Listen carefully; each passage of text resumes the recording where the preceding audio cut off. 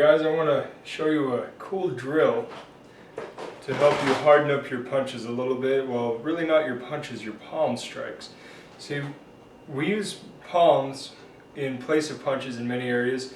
One, you're going to do less damage to your hand, and two, the relaxation of keeping your hand loose and open will allow you to throw faster, which will in turn allow you to throw harder.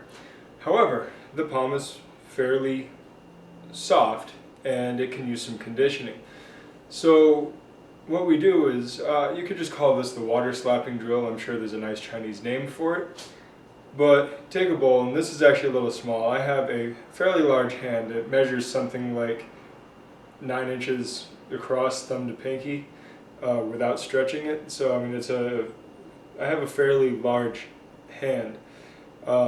I recommend you get something much bigger than a large mixing bowl. I would say a gardening pot, a large flower pot.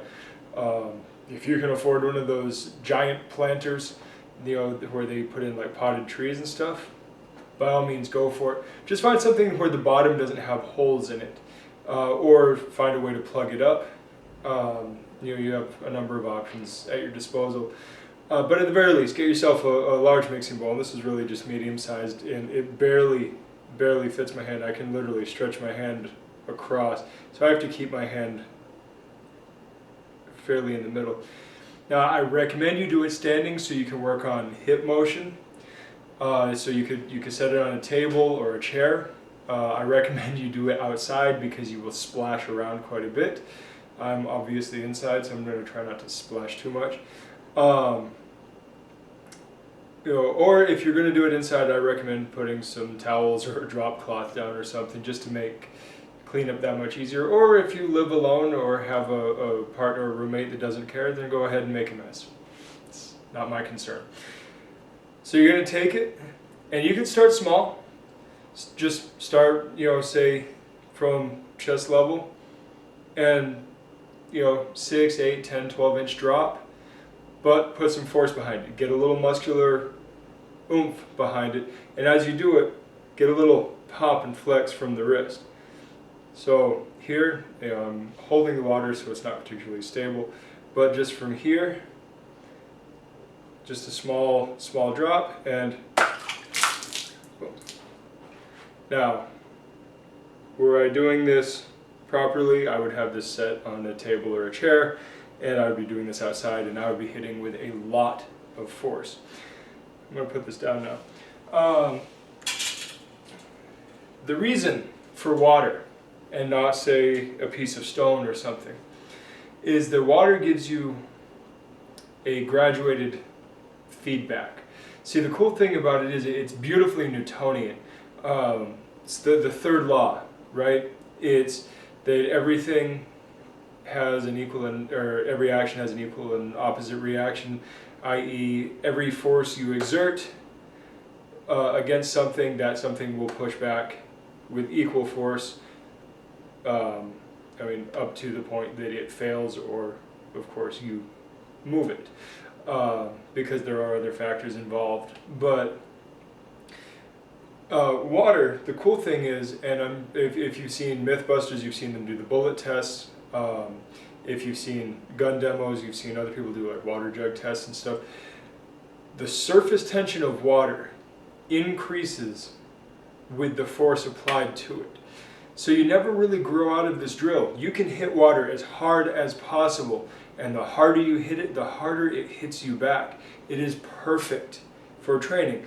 Now the one limit is water pretty much sits. It's subject to gravity, and it pretty much sits. So you're pretty much left with vertical strikes. You could work chain punching into it. I really recommend working palms, but just dropping palms, whipping palms, presses and stuff. But the faster and harder you go, the more it presses back against you, the more it's going to sting. And you can go forehand, you can go backhand. If you want, you can go edge of hand.